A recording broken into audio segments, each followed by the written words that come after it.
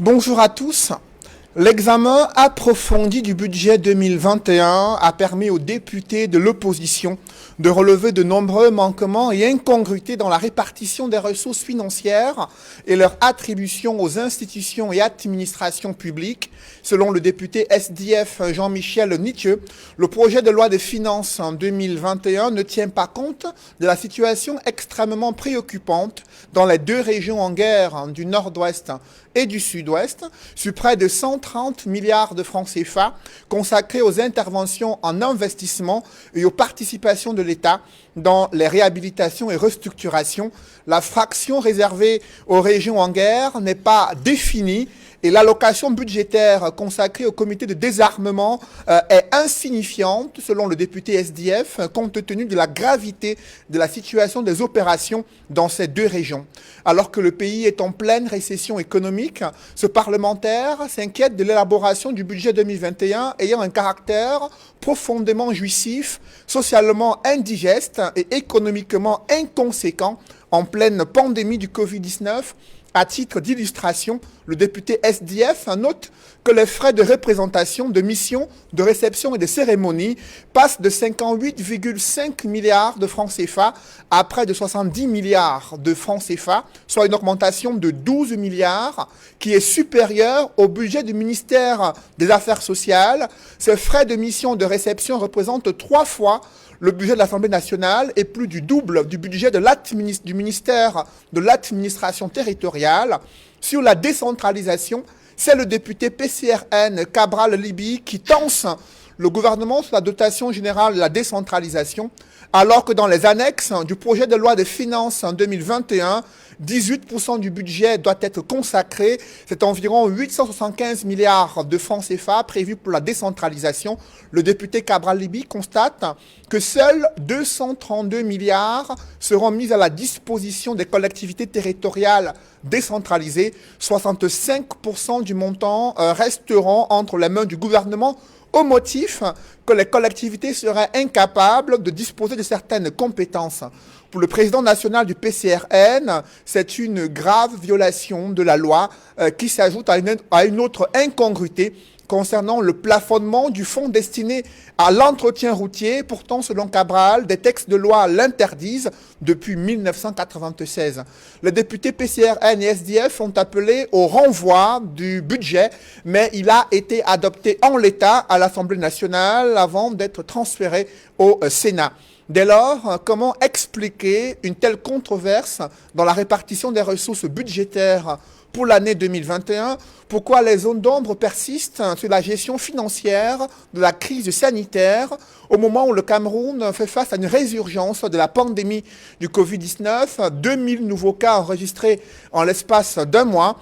D'où viendront les ressources à affecter aux conseils régionaux attendus à l'issue de la première élection ce dimanche 6 décembre 2020? Aux dernières nouvelles, il y a une forte militarisation autour des bureaux de vote dans les régions du Sud-Ouest et du Nord-Ouest.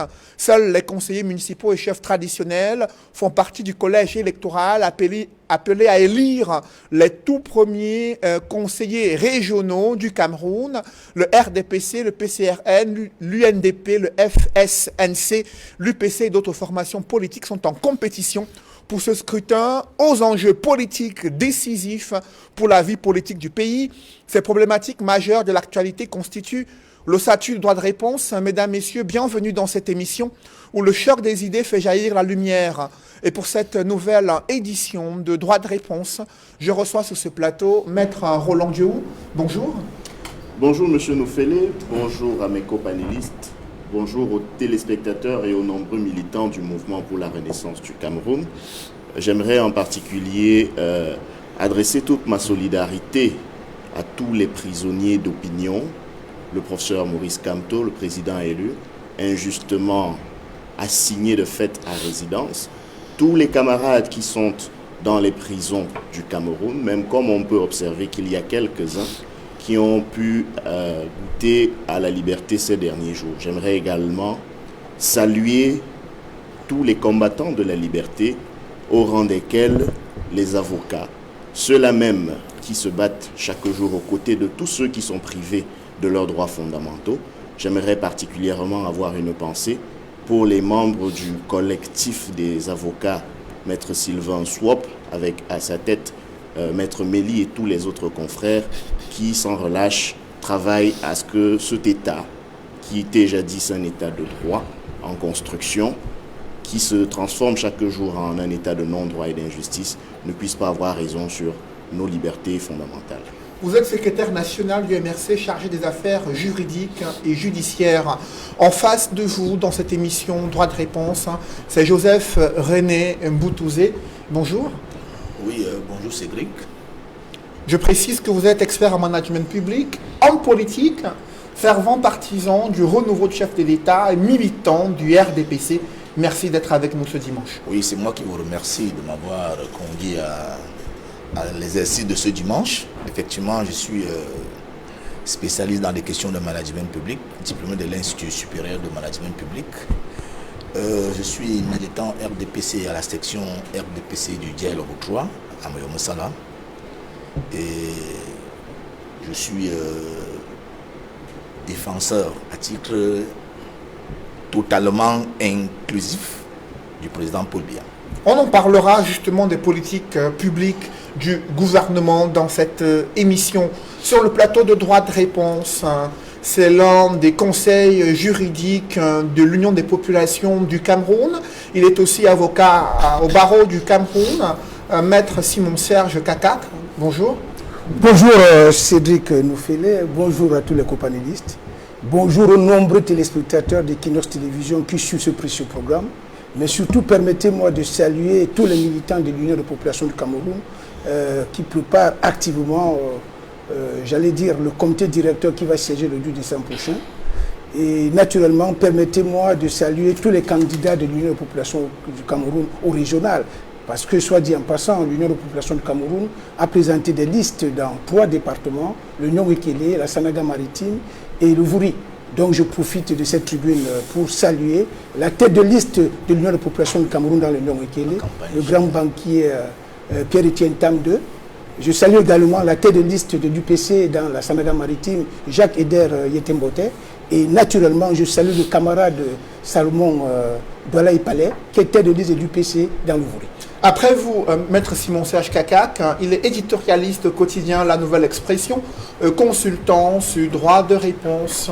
Edmond Kamgia, qui est présent sur ce plateau avec nous. Edmond, bonjour. Bonjour Cédric Noufélé, je salue tous les copanélistes ici présents. Je renouvelle mes amitiés et ma sincère affection aux millions de téléspectateurs fidèles de l'émission Droit de réponse. Après vous, Edmond Kamgia, le 5e panéliste, il est ministre du chef de cabinet du SDF, chargé de l'information et des médias, Jean-Robert Wafo. Bonjour. Bonjour Cédric, bonjour à tous les téléspectateurs de cette prestigieuse émission. J'ai hésité pour venir ici parce que j'ai été durement frappé ce matin. Il y a mon frère aîné qui est d'ailleurs participe à plusieurs émissions, n'est-ce pas, à la radio, donc à Radio Equinox. Mon frère aîné Jules Ngueta, qu'on appelle Jules de Trois Arbres, n'est-ce pas. Il a rendu l'âme ce matin, il a été foudroyé par une terrible attaque. Alors, j'ai eu de la peine, n'est-ce pas, à venir sur ce plateau, mais comme le devoir m'interpelle, malgré que mon cœur saigne, je vais essayer donc de me battre autant que faire se peut. Toutes nos condoléances les plus sincères, Jean-Robert Wafo, et je reste avec vous pour évoquer cette sortie du député Jean-Michel Nitieux à l'Assemblée nationale et un incident qui s'en est suivi alors qu'il était en train d'adresser sa question orale concernant des incongruités observées selon lui dans le projet de loi des finances 2021. Que s'est-il concrètement passé à l'Assemblée nationale, Jean-Robert Wafo? Il est d'usage à l'Assemblée nationale que lors de la session consacrée à l'examen du budget, je vais parler de la session de novembre, après la lecture, n'est-ce pas, du rapport général qui est faite par le rapporteur de la Commission des finances et du budget, que, conformément au règlement de l'Assemblée, qu'il puisse avoir des questions préalables. Et le SDF l'a toujours fait. C'est-à-dire qu'il l'a toujours fait. Cette fois-ci, l'honorable dit tu as voulu, n'est-ce pas, déférer à cette exigence. On lui a donné la parole. Alors qu'il était en train donc de décliner sa question préalable, il a été interrompu. D'ailleurs, vous avez pu voir les images, n'est-ce pas, en Mondovision. Et je dis, ce genre d'attitude participe, n'est-ce pas, du totalitarisme parlementaire. Parce que si un député ne peut pas s'exprimer à l'Assemblée nationale, où est-ce qu'il va s'exprimer? Si un député ne peut pas s'exprimer à l'Assemblée nationale, en plein hémicycle, alors, que dit du citoyen lambda? Donc je pense que c'est une pratique qui n'honore pas, n'est-ce pas, l'Assemblée nationale de notre pays, et vivement que ça cesse. Et d'ailleurs, j'ai compris pourquoi rapidement ils l'ont stoppé, parce qu'il a commencé par la question, la question anglophone. Quand je parle de la question anglophone, en rapport bien évidemment avec le budget, parce qu'il a fait comprendre qu'on ne peut pas faire de prévision budgétaire pour le compte de l'exercice 2021 sur l'ensemble du territoire, alors que 20% du PIB, n'est-ce pas, est pratiquement écrasé. Parce qu'il n'est de secret pour personne que le tissu économique est en lambeaux de ce côté, donc dans les deux régions du nord-ouest et du sud-ouest. Et alors qu'il était en train donc de vouloir dérouler davantage, il a été interrompu par le premier vice-président de l'Assemblée nationale qui officier en lieu et place de l'honorable, donc du très honorable Kava Yegedibil qui était absent. Donc voilà, donc c'est ce genre de pratique qui révolte, qui pousse les Camerounais à se demander, mais écoutez, mais où est-ce qu'on va? Jusqu'où ceux qui nous gouvernent iront? Et s'agissant, n'est-ce pas, parce qu'ils l'ont vu venir. Ils se sont rendus compte qu'il avait bétonné sa question préalable. Ils l'ont vu venir. Pour ne pas que les consciences, n'est-ce pas, de certains députés soient donc éveillées, rapidement, ils ont dit parce que j'ai pu entrer en possession, n'est-ce pas, de cette question préalable de l'honorable Nietzsche. Justement, quels sont les principaux points qu'il a soulevés lors de son intervention à l'Assemblée nationale? D'abord, il a été coupé quand il a relevé que 20% du PIB de notre pays, parce que les deux régions du nord-ouest et du sud-ouest représentent 20% du PIB national, qu'on ne pouvait pas faire une projection sérieuse, un projet de budget sérieux, en faisant comme si de rien n'était. Ça, c'est d'un. De deux, il a relevé que lors des examens du budget de 2020, qui s'est tenu en novembre 2019, que en ce qui concerne, n'est-ce pas, les réhabilitations, restructurations, ainsi que les interventions en investissement, que l'État avait prévu, n'est-ce pas, 120 milliards de francs CFA. Et que ce budget a connu, donc devrait connaître dans le projet, n'est-ce pas, un accroissement de 10 milliards, donc ça devait passer de 120 milliards à 130 milliards. Alors il s'est posé la question de savoir, ces 120 milliards-là, vous allez parler de 130 milliards aujourd'hui. C'est pour les interventions en investissement, pour les réhabilitations, pour les restructurations sur l'ensemble du territoire.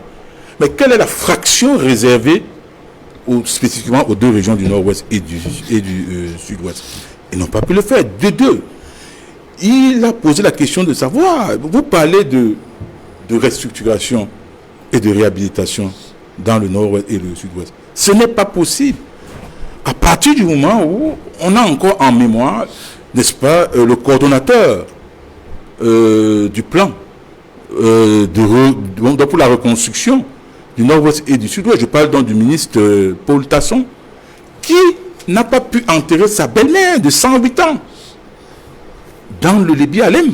Il a été contraint d'aller au stade du Sénagès à Tchang avec toute une escouade, avec la protection des forces de défense et de sécurité pour le faire là-bas. Alors, le député se pose la question de savoir, quand on parle de restructuration, de réhabilitation, vous allez le faire ou quand lui-même ne parvient pas, lui qui est chargé de cette reconstruction, ne parvient pas à enterrer, n'est-ce pas, sa belle-mère de 108 ans, là où il avait prévu. Donc, c'est un ensemble de choses qui... parce qu'ils l'ont vu venir. Ils savent qu'il est méticuleux. Ils savent qu'il démarre comme un moteur diesel. Et quand ça va à quand c'est lancé, c'est vraiment lancé. Vous avez cité par exemple. On va en parler Mais tout à c'est une l'heure. folie. Restons sur la question d'abord anglophone. Joseph René Mboutouzé, sur la répartition de ce budget 2021, alors que de nombreux Camerounais s'attendent à une focalisation sur un processus de reconstruction du nord-ouest et du sud-ouest. Il n'y a pas de précision qui est faite sur la réhabilitation, la restructuration des régions anglophones, et les députés de l'opposition ont soulevé ce manquement dans le budget. Comment expliquer une telle situation, selon vous? Oui, enfin, lorsque je viens d'écouter M. Wafou du SDF, lui semble ne même pas vouloir qu'on accorde même un budget pour la reconstruction des régions du Nozo, parce que il estime que pour le moment c'est pas important, parce que selon lui la guerre fait des ravages là-bas. Donc pour lui on ne devrait même pas évoquer une enveloppe quelconque pour reconstruire les régions du Nozo. Je crois que en filigrane c'est la position du SDF sur ce sujet. Avant tout débat, il y a des choses que je voudrais d'abord préciser ici. La démocratie de façon prosaïque se résume à la dictature de la majorité. C'est-à-dire que dès que vous êtes majoritaire, le peuple vous a consacré majoritaire. C'est vous qui définissez la politique de la nation, parce que le peuple a exprimé cette confiance à vous, confiance, cette légitimité. Mais la réalité, donc aujourd'hui, c'est que le gouvernement du RDPC a la légitimité du peuple, parce que ce peuple a voté le programme du président Paul Biya en 2018 à une majorité, c'était même un plébiscite, parce que pour une élection présidentielle qui a 9 candidats, si un seul candidat a déjà 71%, c'est pratiquement un plébiscite. Voilà. Donc ce peuple a donc plébiscité le président Paul Biya en 2018. Ce peuple en 2020 a continué dans la même logique en donnant une majorité obèse même au RDPC dans les 2 chambres du Parlement, et même pour ce qui concerne la gestion des collectivités territoriales décentralisées. Donc les autres doivent regarder en spectateur et éventuellement apporter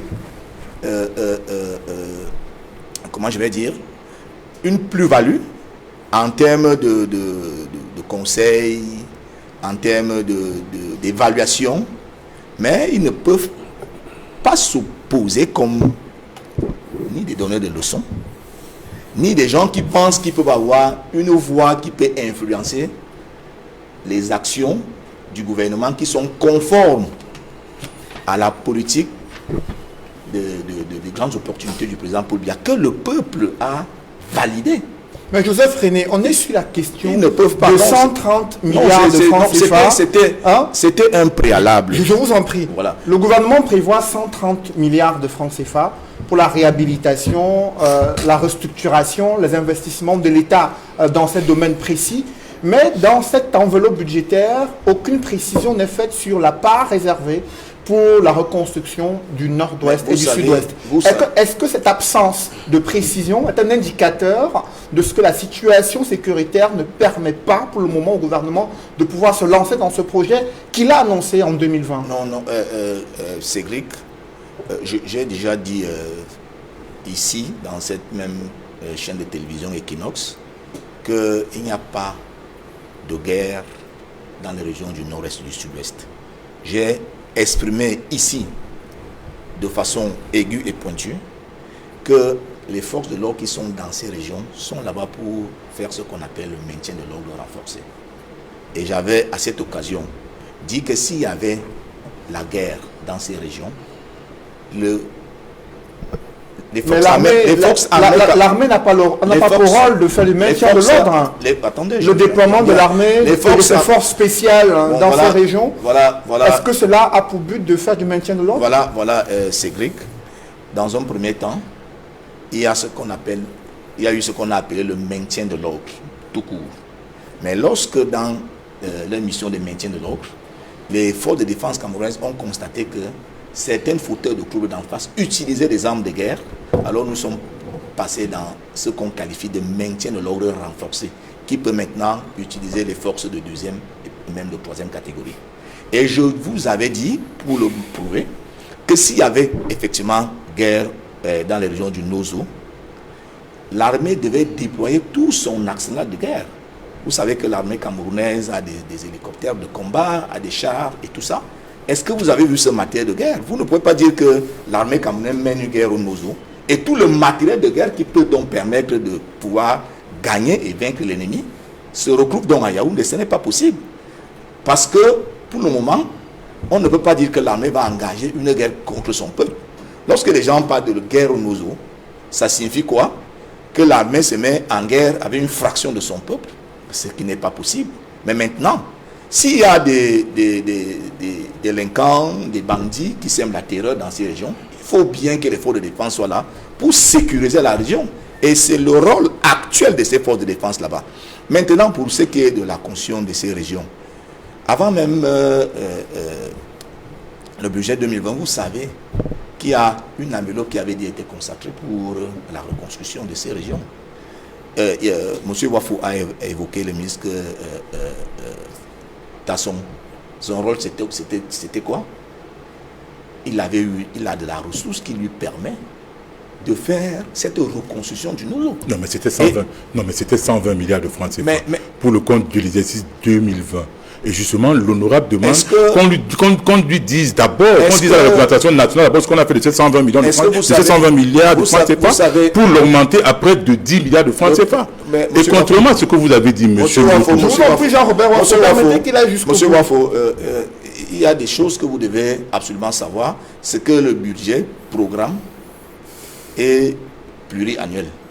Le budget programme est pluriannuel. Qu'est-ce qu'on a fait là-bas? Non, le budget programme, monsieur Wafo, est pluriannuel. Bon. Premièrement, laissez-moi parler, vous voulez me perturber? Non, vous avez la parole. Laissez-moi parler. Allez-y. Le budget programme est pluriannuel, vous devez le savoir. Deuxièmement, le budget programme est sorti du paradigme du budget des moyens. Parce qu'avant, les gens, dans le budget des moyens, les gens s'intéressaient davantage à l'enveloppe, aux moyens disponibles. Monsieur Mboutouna. Mais dans le cadre du budget programme, il faut davantage s'intéresser aux actions. C'est ça le plus important. Parce que j'ai remarqué qu'à chaque fois qu'on invite des gens de l'opposition à la télé pour parler du budget, ils s'intéressent toujours à l'enveloppe. On a donné ci, on a donné ça, on a ajouté Est-ce que vous avez lu ce budget? On a retranché ça. Dans le budget, il y a les actions à engager, il y a les actions à engager et il y a les crédits de paiement. On ne s'intéresse jamais. Alors, pour la reconstruction et la réhabilitation, les actions à engager, c'est équivalent. Je ne voudrais pas. Crédit de paiement. Je vous en prie, monsieur Wafo, je ne voudrais pas. Alors, la position. Je ne voudrais pas vous perturber parce que. L'analyse de Joseph René a été bien comprise. Pour qu'on puisse permettre. Oui, en quelques mots. Voilà, je dis que j'invite l'opposition à davantage s'intéresser aux activités, aux actions, à ce que les cas comptent mener dans un exercice budgétaire que de s'intéresser aux éventuelles augmentations, que de s'intéresser à l'enveloppe, parce que nous sommes dans un paradigme de budget programme aujourd'hui. Après vous, Joseph René, Maître Simon-Serge Kakac, sur cette répartition du budget pour l'année 2021, 130 milliards de francs CFA pour la réhabilitation, la restructuration, les investissements de l'État, mais dans les actions inscrites dans ce projet de loi des finances, il n'y a aucune indication précise sur l'enveloppe allouée pour les régions du nord-ouest et du sud-ouest. Est-ce que c'est une mesure de prudence de la part du gouvernement compte tenu de la situation sécuritaire? Quel est votre point de vue sur cette question? Bon, je dis que j'ai suivi ce que mes copanélistes ont dit sur la question tout à l'heure. Mais ce que j'aimerais vous faire observer, c'est vrai qu'avant de répondre spécifiquement à votre question, c'est que lorsqu'on parle de budget, il faut savoir qu'au niveau de la politique budgétaire de la nation, nous avons substantiellement évolué. Et sur ce point, je rejoins un peu Joseph René Mboutouze quand il parle de ce passage qui a été négocié entre le budget des moyens et le budget programme. Parce qu'il faut que les gens comprennent très bien. Lorsqu'aujourd'hui on vote un budget, on doit définir des objectifs. Je sais qu'il n'y a pas très longtemps, je ne sais pas si ce comité siège encore, j'ai eu le privilège d'y prendre part il y a 2 ou 3 ans. Il y avait un comité qui siégeait, je crois, au mois de juillet, qu'on appelle souvent comité interministériel d'examen des programmes. Ça veut dire le directeur général du budget fait venir les responsables, les spécialistes des questions budgétaires des autres administrations pour que chaque administration vienne présenter les programmes de son ministère. Donc on arrête d'abord un certain nombre de programmes avant de passer à l'examen du budget. Donc en réalité, moi je pense de mon point de vue que ce qui aurait été plus loisible, c'est que le budget qu'on vient de voter, la loi de finances qu'on vient de voter, tienne compte d'un certain nombre d'objectifs. Et si nous nous plaçons sous cet angle-là, je pense que effectivement, le problème de la crise ou bien la reconstruction de la région du Nozo devait être primordial. On devait clairement dire dans l'enveloppe globale ce qui est réservé à la reconstruction. Parce qu'en réalité, la reconstruction du Nozo fait partie de ce qu'on avait appelé il y a 1 an et demi, une recommandation du grand dialogue national. Donc aujourd'hui, quand l'Assemblée nationale doit tabler sur le budget de l'État, on doit de manière spécifique dire à l'opinion publique nationale et internationale ce qui est consacré à la reconstruction de nos eaux. Parce que de mon point de vue, ça doit être un objectif primordial. Donc c'est pour ça que rester dans la vacuité en parlant de 130 milliards pour la reconstruction, la réhabilitation et les diverses interventions de l'État dans le secteur des investissements, je pense que c'est vague. Il faut qu'on spécifie, qu'on dise clairement ce qu'on compte faire pour la reconstruction de nos eaux. Parce que de notre point de vue, pour qu'on ramène la paix aujourd'hui dans ces 2 régions, il faut vraiment qu'on pose des actes, qu'on accomplit, qu'on essaie de mener des actions qui rassurent les populations dans le domaine de la reconstruction. Je pense que c'est un préalable. Maintenant, ce que j'aimerais également faire observer, parce que lorsque tout à l'heure j'ai suivi Jean-Robert Wafo, par rapport à ce qu'a fait observer l'honorable député Nietzsche, je pense que là également, j'ai eu l'impression que lorsque nous faisons le décryptage du budget qui vient d'être voté, on ne s'est pas comporté comme dans une logique de budget programme. On s'est comporté comme si c'était juste un budget de moyens. Parce qu'en réalité, il faut que les gens comprennent. Nous sommes passés du budget de moyens au budget programme. Cela veut dire quoi? Dans le budget de moyens, on s'intéressait d'abord à l'enveloppe. Donc chaque administration venait négocier son enveloppe. C'est à partir de l'enveloppe qu'on voyait donc maintenant ce qu'on va faire avec l'argent. Mais pour rationaliser la gouvernance budgétaire, on est passé, je crois, depuis 2007, c'était sous le ministre Simi Meigné, et cela a été véritablement matérialisé par le ministre des Finances, Alamine Ousmane.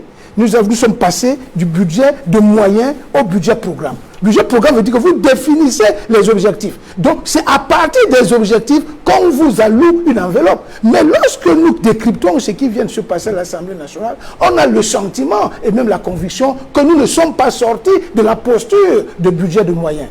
On s'est comporté là comme si on était encore dans le budget de moyens où on va voter les enveloppes pour les administrations et on verra par la suite ce qu'on va faire avec cet argent. Alors, les députés de l'opposition, Maître Simon Siège-Kaka, ont été très attentifs à certains postes de dépenses, notamment le carburant et lubrifiant qui passe de 31 milliards en 2020 à 35 milliards en 2021. Les frais de représentation, de mission, de réception des cérémonies passent de 58 milliards à près de 70 milliards de francs CFA, environ 12 milliards d'augmentation. Est-ce que, selon vous, au regard de la situation économique du Cameroun et des défis qui attendent le pays en 2021, un pays qui traverse une crise économique, une crise sanitaire, ces dépenses s'expliquent? Non, écoutez, je vais vous répondre de manière péremptoire en vous faisant observer que ce que vous venez de dire là a toujours constitué la principale pomme de discorde entre le gouvernement de la République du Cameroun et les institutions de Bretton Woods. Parce qu'en réalité, lorsqu'on parle par exemple des frais de carburant qui connaissent une augmentation de 4 milliards, cela pose un autre problème. Ça pose un problème de subvention de carburant. Et c'est ça qui justifie la grosse dette de l'État envers la Sonara. Parce qu'en réalité, c'est la Sonara qui en pâtit. Et le Fonds monétaire international s'est toujours levé contre cette pratique de subvention qui devient plutôt, j'allais dire, une situation budgétivore pour le pays. Le Cameroun aujourd'hui est confronté à une kyrielle de crise. Nous devons régler les crises sécuritaires, nous devons régler la crise sanitaire, nous devons régler le problème de la décentralisation. C'est des objectifs qui, de mon point de vue, devaient être primordiaux. Mais malheureusement, lorsque nous décryptons le budget qui vient d'être voté, on a l'impression qu'en réalité, les gouvernants, nos gouvernants, sont toujours dans la même posture, une posture budgétivore qui leur permet, qui leur donne la possibilité de s'engraisser sur les trésors publics. C'est ça le problème. Donc aujourd'hui, je pense de mon point de vue, que ce soit les frais de représentation qui connaissent une augmentation de 12 milliards, c'est-à-dire c'est passé de 58 milliards à 70 milliards, que ce soit les frais de carburant, pour moi, en réalité, c'est des méthodes qui montrent que notre gouvernement n'est pas dans la posture de sortir de sa logique budgétivore. Aujourd'hui, nous avons des problèmes, nous avons des crises que nous devons régler, nous avons des préoccupations qui, de mon point de vue, sont prioritaires. Et je reviens encore sur la question de la décentralisation. Je pense que nous allons en parler tout à l'heure.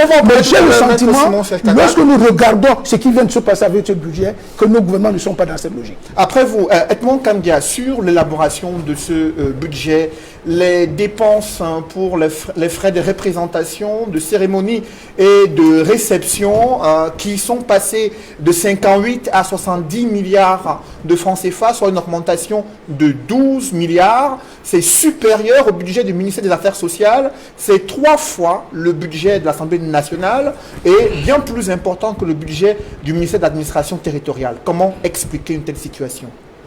Avant de reprendre cette question, Cédric Mfele, je voudrais d'abord rectifier une chose qui a été dite ici sur ce plateau par un panéliste, notamment le militant du RDPC, qui, je suis sûr que les téléspectateurs eux-mêmes ont été surpris d'apprendre qu'au Cameroun, il n'y a pas la guerre dans les régions du Nord-Ouest et du Sud-Ouest.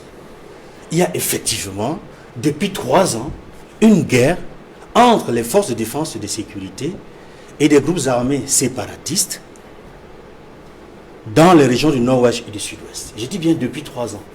Et cette guerre a été déclenchée par une déclaration du président de la République, Paul Biya. C'est important de le souligner. Parce que ce qui se passe... A été déclaré. Oui. C'est Paul Biya qui a dit... Dites comment, où, c'était... C'est Paul Biya qui a déclaré la guerre dans le Nord-Ouest et du Sud-Ouest. Il a dit quoi? C'était en novembre 2017. Oui, il a dit quoi? Mais vous ne suivez pas les informations. Non, qu'est-ce qu'il a dit? Je vous en prie, Joseph René, permettez. Non, c'était... Non, parce Joseph René, permettez qu'il aille jusqu'au bout. Il fait des accusations. Vous allez réagir après. Okay. Permettez qu'il aille jusqu'au bout. Immédiatement après. Edmond Kamdia, vous avez la parole. Je voudrais dire à M. Mboutouzé qu'il me permette, quand j'ai la parole, de dérouler calmement et sereinement. Parce que lorsqu'il a la parole, je n'interviens pas. Si on s'entend là-dessus, on va avancer. Oui, allons-y. Et j'ai dit, il y a effectivement une guerre dans le Nord-Ouest et le Sud-Ouest. On a vu des généraux se succéder sur le terrain. Je ne vais pas citer des noms. Avec des bataillons. Il y a des morts dans le Nord-Ouest et le Sud-Ouest depuis 3 ans. Et parmi ces morts, il y a les soldats, des forces de défense et de sécurité. Parmi ces morts, il y a les populations, les femmes, les enfants, les vieillards. Parmi ces morts, il y a les ambassadeurs. Vous ne pouvez pas, en 2020, faire croire aux Camerounais ou à la communauté internationale qu'il n'y a pas une guerre au Cameroun. Alors que même le gouvernement sait qu'il y a la guerre dans le Nord-Ouest et le Sud-Ouest. Au départ, c'était une crise qu'on appelait la crise anglophone, qui avait commencé en octobre 2016, mais qui s'est transformée 1 an après par une véritable guerre, qui a eu des conséquences par la suite, à telle enseigne que le premier chef du gouvernement, John Gouté, a déclaré ces zones sinistrées. Économiquement. Non, fiscalement sinistré. Il a dit. Donc, ce rectificatif était important pour avancer. Parce qu'il faut qu'on sache de quoi nous parlons. Il y a une crise anglophone, il y a une guerre dans le Nord-Ouest et le Sud-Ouest. Chaque fois qu'il faut parler de la crise anglophone ou de la préoccupation majeure aujourd'hui, où il y a des morts d'hommes, y compris des soldats. Mais si des soldats meurent sur le terrain, vous pensez qu'ils sont allés s'amuser dans le Nord-Ouest, ils sont allés s'amuser à Bamenda, ils sont allés s'amuser à Boya et dans toutes ces régions-là, dans la guerre contre les séparatistes? Non, c'est la guerre. Et la guerre fait du mal au Cameroun. C'est pour cela que nous avons toujours invité tous les acteurs concernés à rechercher les voies et moyens pacifiques pour mettre fin à cette guerre. Je tenais à le dire avant d'avancer. Oui. Je n'ai pas encore répondu à la question. Non, mais là, Joseph René, permettez qu'il puisse s'exprimer. Vous allez réagir après. Je vous en prie, souffrez de l'écouter. Edmond Kamdia, allez-y. Je conviens avec les autres panélistes sur le fait que l'augmentation des frais, en ce qui concerne les frais de représentation, les frais d'émission et les frais de carburant, qui ont véritablement augmenté dans un contexte de crise économique, de crise financière profonde, qui a des conséquences, avec ce que nous connaissons comme la crise sanitaire en plus, montre que ceux qui ont préparé ce projet de loi n'aiment pas le Cameroun, n'aiment pas les Camerounais, n'ont pas tenu compte de la réalité du vécu des Camerounais, vécu au quotidien dans toutes les régions du Cameroun et en particulier dans les régions du nord-ouest, du sud-ouest, de l'extrême nord et de l'est, qui, il faut le dire aujourd'hui, est dans une situation fragile, de plus en plus fragile, et qui pourrait vivre ce que nous connaissons dans le nord-ouest et le sud-ouest. Nous pensons que la réaction des députés de l'opposition à l'Assemblée nationale, en ce qui concerne les critiques et observations qu'ils ont essayé de faire, parce que certains, comme Jean-Michel Ninche du SDF, ont été interrompus. Cabral Libier a eu l'occasion de formuler quelque chose. Nous pensons que leurs observations sont bonnes et montrent qu'en réalité, ils ont compris le rôle qui est le leur à l'Assemblée nationale. Et nous regrettons, une fois de plus, lorsque j'ai écouté le militant du RDPC sur ce plateau, qui a affirmé que la majorité, c'est la dictature, que la démocratie, c'est la dictature de la majorité. Je ne partage pas entièrement son propos. Parce que dans des pays civilisés, même lorsque vous avez la majorité au Parlement, même lorsque vous avez la majorité au terme des élections, même si vous avez une majorité obèse, ce qui montre qu'il y a quelque chose d'humain en vous lorsque vous avez gagné les élections. C'est de tendre la main à la minorité. C'est d'écouter les voix dissidentes. C'est d'écouter les formations politiques qui ne pèsent pas. De prendre en compte leurs opinions, leurs avis, lorsqu'ils sont pertinents, pour faire en sorte que l'adoption et l'application future de cette loi de finances ne va pas nuire au bien-être des populations. Après vous, Edmond Kamkia, Maître Roland, lorsqu'on observe cette élaboration du budget, il y a cette volonté des députés PCRN-SDF, ils ont appelé à un renvoi du budget pour examiner à nouveau ces incongruités qui ont été relevées, mais le projet de loi a été adopté en l'état au Parlement avec ces différents points et points d'ombre qui ont été relevés. Comment vous appréciez cette attitude des parlementaires? D'abord, il faut commencer par indiquer que les parlementaires cités sont pleinement dans leur rôle. Et ce n'est pas simplement une question de point de vue. Il faut signaler, et je crois que c'est le député du SDF, l'honorable Nietzsche, qui l'a souligné, il y a eu même une violation de la loi dès lors que ce projet de budget est arrivé à l'Assemblée nationale, je crois 13 jours après le début de la session. Ce projet devait arriver à l'Assemblée 15 jours au plus tard avant le début de la session. Donc sur la simple forme, sur le plan de la simple forme, on n'avait même pas besoin d'examiner ce budget au fond pour trouver qu'il est incohérent. On aurait dû le retoquer dès l'entrée. Premier point. Deuxième point.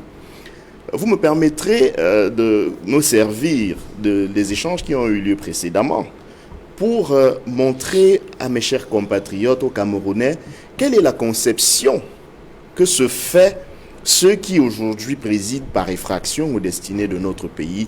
Quelle est la conception qu'ils ont de la démocratie? Pour eux, en fait, ils ne conçoivent rien sans que cela ne puisse ressembler à la dictature. Pour eux, même la démocratie, ça doit être une forme de dictature. Et ils appellent ça dictature de la majorité, ce qui est absolument faux. Parce que d'ailleurs, s'il faut qu'on parle de dictature de la majorité, mais de quelle majorité est-ce qu'il s'agit ici? Parce que s'il faut prendre les chiffres, alors, combien sont les Camerounais précisément qui participent au suffrage électoral pouvant permettre à ceux qui perpètrent des hold-up électoraux de s'estimer élus par la majorité? Quelle majorité? Quelle majorité dans un contexte où les élections ne sont pas le reflet de l'opinion publique? Quelle majorité dans un contexte où les règles du jeu électoral sont en fait taillées sur mesure pour permettre à un club qui se maintient au pouvoir depuis la colonisation de piller impunément le pays. Et je dis piller parce que quand vous regardez effectivement ce budget, vous vous rendez compte que si on est passé du budget de moyens au budget programme, le véritable programme du RDPC, c'est s'empiffrer. Le véritable programme de ce gouvernement, c'est se nourrir, c'est consommer du carburant.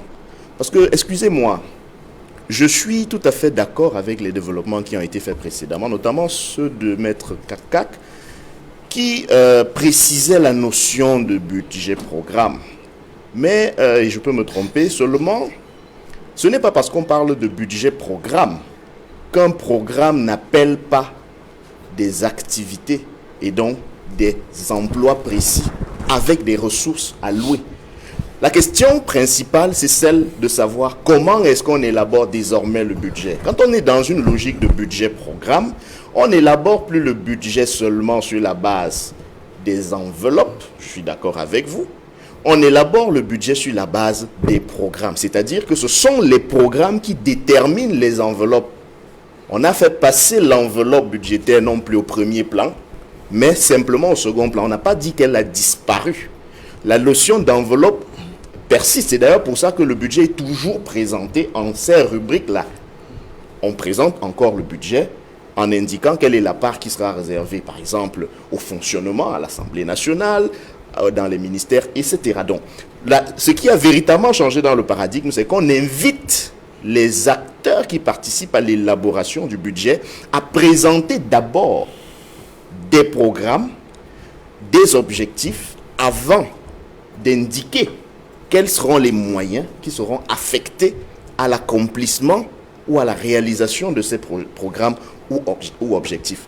Cela, non, laisse toujours la possibilité, notamment aux élus, à la représentation nationale qui a une compétence précise en matière budgétaire, de scruter, d'analyser.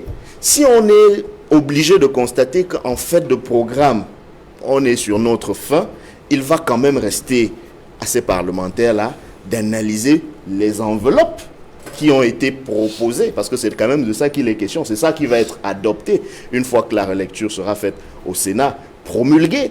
Donc, il est question que l'on ne soit pas dans cette sorte d'écran de fumée, que le gouvernement et le parti RDPC qui en est à la base aiment souvent jeter à la face de l'opinion publique en convoquant des concepts alors qu'eux-mêmes ne les maîtrisent pas forcément. Je voudrais aussi faire une précision sur la notion de maintien de l'ordre renforcé. Ce n'est pas par hasard qu'on parle d'une part de force de maintien de l'ordre et d'autre part de force de défense et de sécurité. Quand on parle de défense, alors il s'agit de cette force-là qui est mise en mouvement au sein de l'État pour répondre à une agression. Si vous lisez l'agression en droit international d'un auteur que vous n'aimez pas beaucoup, je vais citer le professeur Maurice Kamto, vous allez comprendre ce qu'on appelle l'agression en droit international. Donc, les forces de défense, c'est lorsqu'il y a une agression. Lorsqu'il y a un trouble à l'ordre public, lorsque l'ordre est menacé, on parle de maintien de l'ordre. Et c'est précisément pour ça que les forces armées, qui est un terme plus générique, sont différenciées. On peut partir de la police municipale qui ne dispose pas des mêmes moyens que les forces classiques, à la police, puis à la gendarmerie, puis à l'armée régulière et aux forces spéciales. Cette catégorisation est fonction précisément des objectifs. Donc, le propre du Cameroun, c'est que on a réussi à tout le temps créer des concepts fumeux pour justifier l'injustifiable. En fait, on fait entrer dans le concept de maintien de l'ordre renforcé une théorie qui s'approche de la défense en situation de guerre sans le dire, sans l'assumer. Et c'est caractéristique du RDPC et du gouvernement que nous connaissons depuis plusieurs années. C'est-à-dire qu'on fait des choses et on ne l'assume pas. C'est de la démocrature. On est dans une dictature, on fait semblant d'être une démocratie, même si ces derniers temps, le semblant ne se fait plus vraiment. Ce gouvernement affiche de plus en plus sa vraie nature. Il n'y a qu'à regarder les différentes violations flagrantes des droits de l'homme auxquelles nous pouvons assister et la régression la régression de l'état de droit. Aussi, j'aimerais terminer sur la question du budget en indiquant que on ne peut pas être dans un pays qui connaît toutes ces crises diverses et multiformes, ajoutées à la crise sanitaire renforcée par le Covid-19 et ne pas penser à réduire le train de vie de l'État.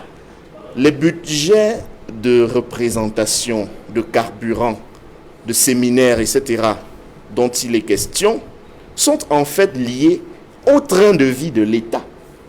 Si c'était un budget programme, M. Mboutouzé, peut-être qu'il aurait fallu qu'il y ait un programme spécifiquement destiné à informer les Camerounais de ce que le train de vie de l'État est réduit.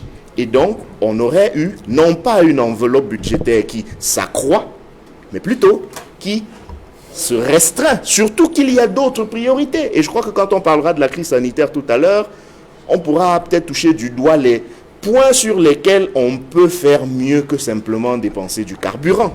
Donc, au bénéfice de ce qui précède, j'aimerais simplement indiquer que ce budget, comme d'autres, participe de la logique générale du gouvernement qui est celle de la navigation à vue. On est passé de plusieurs slogans, DECE, budget programme. Aujourd'hui, on est à la stratégie nationale de développement, etc.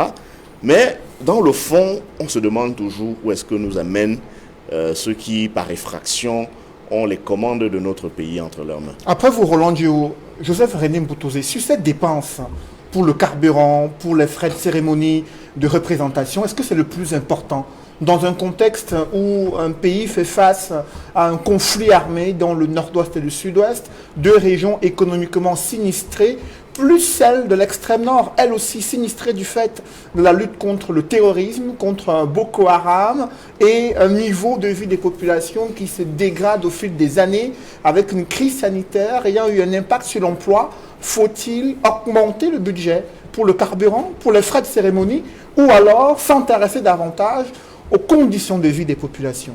Oui, c'est que je remarque que vous revenez avec insistance pour dire qu'il y a une lutte armée dans le nord-ouest. Cette façon vicieuse ne peut pas m'impressionner parce que je vous ai déjà donné mon point de vue là-dessus. Je vous ai dit qu'il n'y a pas une guerre qui oppose, je ne sais pas, l'armée camerounaise à qui au sud-ouest ou au nord-ouest. Donc vous revenez avec insistance me poser la question là-dessus. Et je voudrais dire que j'ai suivi de façon stupéfiante ici Edmond dire que le président Paul Biya a déclaré la guerre. Lorsqu'un chef d'État déclare une guerre, il déclare une guerre contre un État. Je ne sais pas si un président de la République peut déclarer une guerre en interne, parce que là, il faut faire un peu... Moi, je ne sais pas, vous dites que le président Paul Biya a déclaré la guerre à qui? Puisque si vous reconnaissez un État que vous appelez l'Ambazonie, le président Paul Biya ne reconnaît pas un État qu'on appelle l'Ambazonie. Si l'Ambazonie était donc quelque chose d'effectif, de réel, alors là, on aurait pu déclarer la guerre contre l'Ambazonie. Mais on sait qu'il y a des velléités sécessionnistes, comme dans beaucoup de pays dans le monde entier.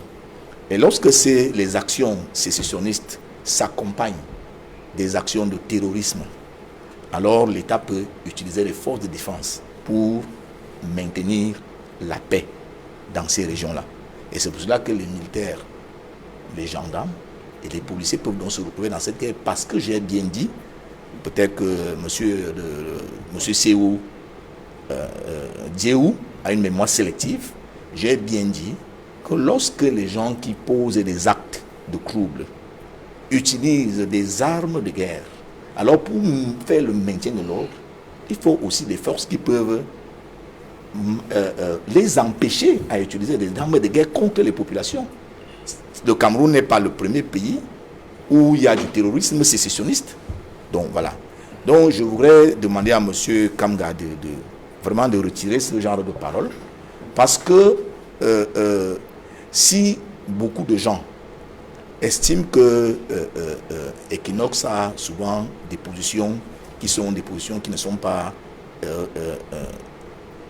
acceptables, institutionnellement acceptables et de façon républicaine, c'est parce qu'on peut autoriser que des gens disent tiens, ce genre de propos.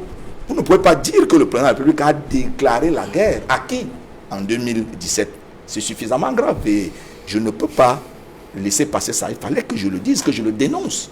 Bon, voilà. Lorsque j'ai dit ceci, je voudrais dire que, au lieu que nous venons nous asseoir là, de façon aérienne et théorique, dire des choses même dans des domaines qu'on ne maîtrise pas assez, il faudrait que le discours que nous tenons ici tous les dimanches puisse aider les Camerounais qui nous suivent. Voilà. Parce que quand Dieu parle de budget programme, je ne sais même pas en réalité. Il semble qu'il est avocat. Je ne sais pas si pendant qu'il s'occupe des dossiers de ses clients et tout ça, il a aussi le temps. Joseph René, je vous en prie, allons Non, droit. Quand il parlait là, je suis le modérateur de ce plateau, messieurs. Joseph René. Laissez-moi. Joseph René Monsieur a pris du temps. Joseph René Mboutouzé, intéressons-nous aux questions de fond. Ah, lui ne sait pas aux questions de fond. Hein. Il s'est exprimé sur ce qu'il signifie le budget programme selon ses explications. Est-ce qu'on lui a demandé et vous, il n'a même pas dit. Vous avez également, je vous en prie, vous également avez donné une explication sur ce propos alors qu'il ne nous avait pas été posé la question précise dessus. Vous avez estimé que c'était un élément qui pouvait enrichir le débat. Alors, dans ce débat que nous sommes en train d'organiser, je vous ai posé la question sur l'augmentation des frais de carburant et des frais de représentation et des frais utilisés pour organiser des cérémonies au Cameroun. Cette augmentation est-elle nécessaire au regard des conditions de vie des Camerounais qui croupissent dans la misère, dans la pauvreté, du fait de la crise économique, de la crise dans le nord-ouest et le sud-ouest, là où il y a un conflit armé selon les Nations Unies, du fait également de la crise sanitaire liée au Covid-19. Pour vous, faut-il augmenter les frais de carburant et les frais de représentation et de cérémonie dans ce contexte? Oui, Monsieur Noufélé, vous avez posé la question. Et la question est tellement longue parce que vous justifiez déjà la position par rapport à cette question. Lorsque vous évoquez malgré ci, malgré ça, ça veut dire que vous avez déjà à vous une réponse à la question. Et ce qui vous intéresse, c'est de vouloir m'imposer à répondre suivant ce que vous, monsieur Noufélé, vous pensez. Vous ne faites pas de procès d'intention. On pose une question parce que vous ne me laissez pas parler. Vous avez la possibilité de parler. Non, vous voulez que je dise oui. Je ne suis pas là pour avoir un point de vue. Je suis modérateur, je suis journaliste. Je vous pose des questions précises et j'évoque un contexte dans lequel la question intervient. C'est une question d'actualité. Oui, vous êtes libre de répondre, de donner votre point de vue. Je vous en prie. Allez-y. Je suis libre de répondre et je réponds. Mais je ne suis pas tenu à répondre comme vous voulez. Vous voulez qu'elle dise oui ou non? C'est une question ouverte dont je dois dire oui ou non. Non, ce n'est pas comme ça qu'on répond à ce genre de questions. Vous ne pouvez pas vouloir me l'imposer. Je suis en train de vous dire, lorsque vous parlez d'augmentation des dépenses budgétaires, nous devons rentrer donc dans le concept qui est celui du budget programme. Maintenant, ces frais de représentation, qu'est-ce qu'il faudra en faire? Voilà. Par rapport à l'année passée, ces frais de représentation devaient financer quoi? Donc vous devez commencer, vous monsieur le journaliste, à rentrer dans le budget de 2020, dire que les frais de représentation de 2020 étaient de ceci parce que ça devait financer telle action, d'une part. Vous revenez maintenant dire qu'en 2021, il y a une augmentation, et cette augmentation, le gouvernement FDPC qui a fait cette augmentation, justifie cela parce que ça devrait financer ça. Vous comprenez? Voilà comment un débat de cet ordre devrait être fait. Mais vous ne l'avez pas sur des enveloppes, sur des chiffres. Dit que l'année passée, on a eu ci, et cette année, il y a ci. Ça veut dire, comme M. Djewa dit, qu'on tente de faire des détournements de biens publics. Non, ce n'est pas ça. Je voudrais dire, M. Noufélé, lorsqu'il y a une augmentation d'une enveloppe dans un chapitre de dépenses précis, nous devons d'abord chercher à savoir pour qu'est-ce que tout ça sera financé. S'il faut parler de l'année 2020 par rapport à l'année 2021, je vais évoquer un petit pan pour ce qui est des frais de représentation. Nous savons que le Cameroun va abriter un événement international qui est le Chan dès le mois de janvier. Il y a déjà cet élément qui peut faire en sorte que les frais de représentation, de réception puissent augmenter. Puisque le Cameroun va accueillir des délégations, va recevoir des étrangers au Cameroun en 2021. Ça peut justifier une augmentation des dépenses de représentation et de réception. Deuxièmement, est-ce que vous avez interrogé l'activité du Cameroun sur le plan international? Est-ce que vous avez interrogé qu'est-ce que le Cameroun? Parce qu'il faut toujours aller chercher à la source où est-ce qu'on va affecter ces frais de réception et ces frais de représentation. Et c'est sur le plan diplomatique. Vous avez pris le temps de regarder si le Cameroun devrait se faire représenter plus qu'en 2020 sur la scène politique internationale. Est-ce que vous vous êtes renseigné? Vous avez pris le temps de faire ces recherches? Troisièmement, vous savez que lorsqu'on parle de représentation, cela renvoie à l'image. Lorsqu'on paye les frais de représentation à quelqu'un, ce n'est pas pour que vous les utilisez pour vous, c'est parce que vous représentez soit votre famille ou votre entreprise ou alors votre pays. Voilà, alors c'est la conscience de cette image qui fait donc en sorte que le Cameroun ait besoin d'engager des frais de représentation.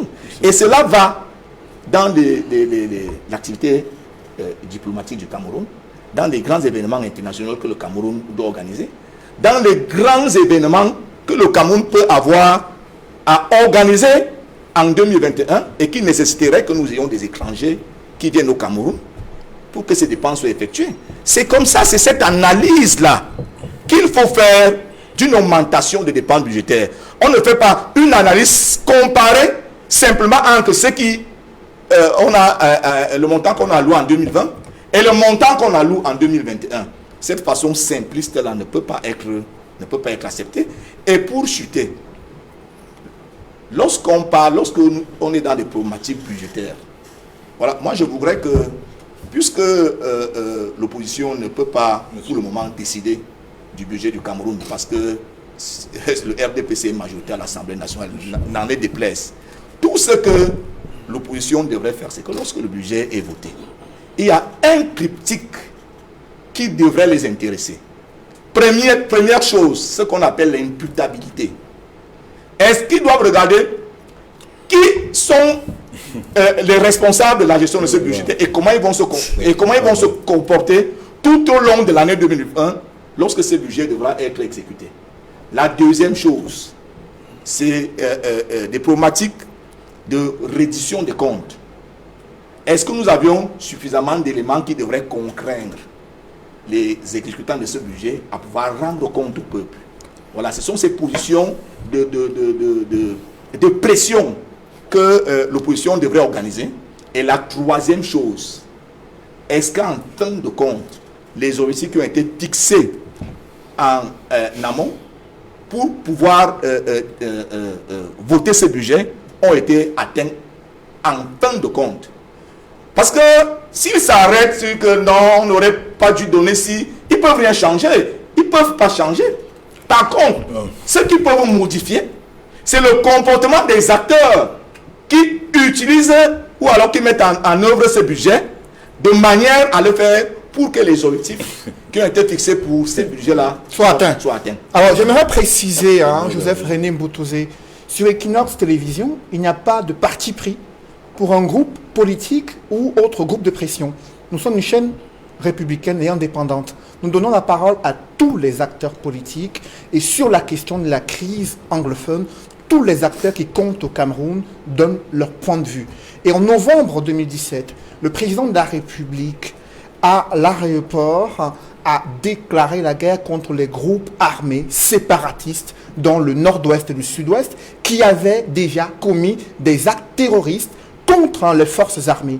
Et c'est ce qu'il a déclaré lorsqu'il est revenu d'un voyage à l'étranger. Alors après cette précision, Jean-Robert Wafo, sur les analyses qui viennent d'être faites par ce militant du RDPC, qu'est-ce que vous en pensez concrètement sur la gestion du budget et sur l'attitude que devrait avoir l'opposition vis-à-vis de la majorité obèse du parti au pouvoir à l'Assemblée nationale? D'abord, à la suite de la précision que vous venez de faire relativement à la déclaration de la guerre, j'aimerais dire que le président de la République revenait d'un voyage d'Abidjan.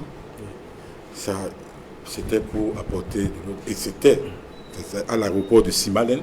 C'est la opposition malienne qu'il a fait cette déclaration. Il a déclaré la guerre contre le les Nozo. séparatistes. Parce qu'il a déclaré guerre contre le Nozo. Je vous en prie, la précision a été faite, Joseph Je René. vous ai écouté donc religieusement développer votre phraseologie. Il n'est pas Je n'ai capable. rien dit. Il n'est pas capable. Deuxième chose, mais quand il dit qu'il n'y a pas de guerre, mais écoutez, c'est le cyclone qui a causé ces dégâts que nous on observe là-bas. 3000 morts, le tissu économique en lambeaux, avec plus de 600 000 réfugiés, 600 000 déplacés internes. Donc c'est un cyclone qui est venu les ravager. Non, il y a bien la guerre là-bas, dans le nord-ouest. Et c'est ce genre de discours. Quand vous tenez ce genre de discours, vous radicalisez ceux qui sont encore, ceux qui veulent encore, qui n'ont pas, ceux qui ne sont pas enclins à la sécession. Vous les radicalisez parce qu'ils se disent, mais est-ce que ceux-là savent, est-ce qu'ils comprennent même ce que nous sommes en train de vivre ici? Comment peuvent-ils mépriser ce qu'il y a ici? Il faut faire très attention. Et puis ce que je veux dire, contrairement à ce que vous avez dit par rapport au DDR, quand vous dites que le SDF ne veut pas qu'on déploie de l'argent là-bas, non, de moi là-bas, non. Si vous avez lu la question, l'intégralité de la question préalable de Noam Nietzsche, il a parlé du DDR. Il a dit que le budget du DDR, qui est de 3,499 milliards, est peu, que c'est insuffisant. Parce que le DDR, c'est pas seulement... c'est trois régions.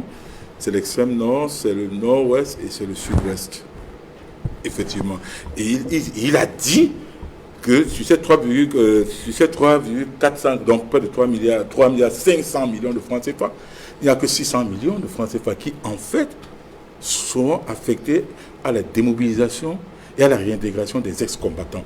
Il a dit, il a précisé, et c'est écrit. Et maintenant, quand vous parlez donc du budget programme, c'est 130 milliards de francs CFA, ces réhabilitations, restructurations et ces interventions de l'État, dans des interventions en investissement, c'est le crédit de paiement, c'est l'action qu'on va engager et le crédit de paiement qui va suivre pour le compte de cet exercice. Parce que, M. Mboutou, le grand dialogue a fait des recommandations, parmi lesquelles, pour la reconstruction des régions du nord-ouest et du sud, il fallait 3500 milliards de francs CFA.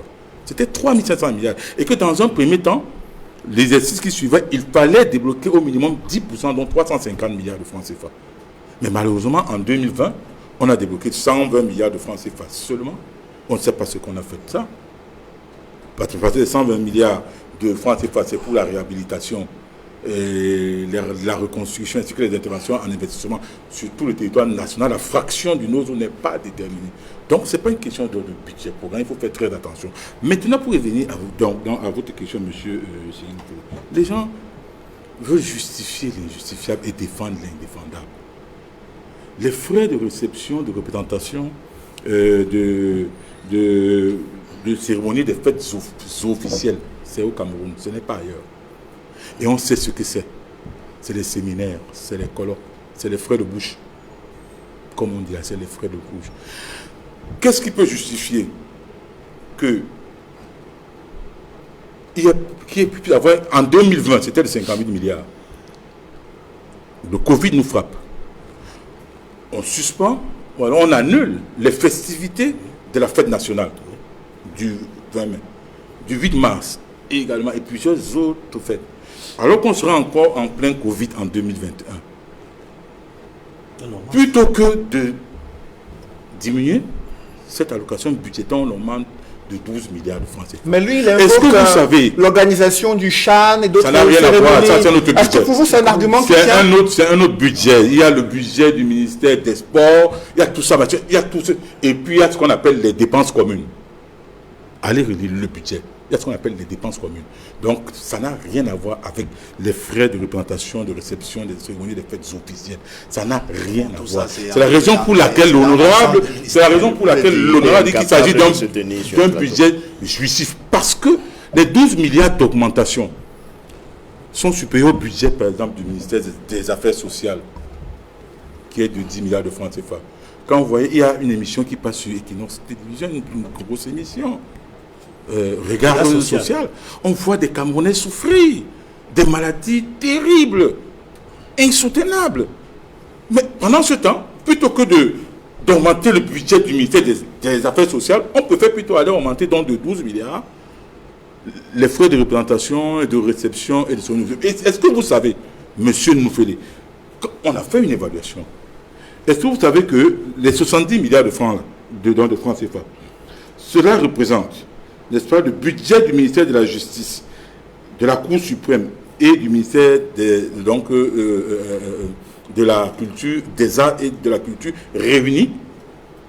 Les 70 milliards pour les frais de représentation de cérémonies de fêtes officielles, c'est l'équivalent réuni du budget du ministère de la Justice qui est de 60,7 milliards, du budget de la Cour suprême qui est de 4,130 milliards, du ministère des Arts et de la Culture qui est de 4,725 milliards.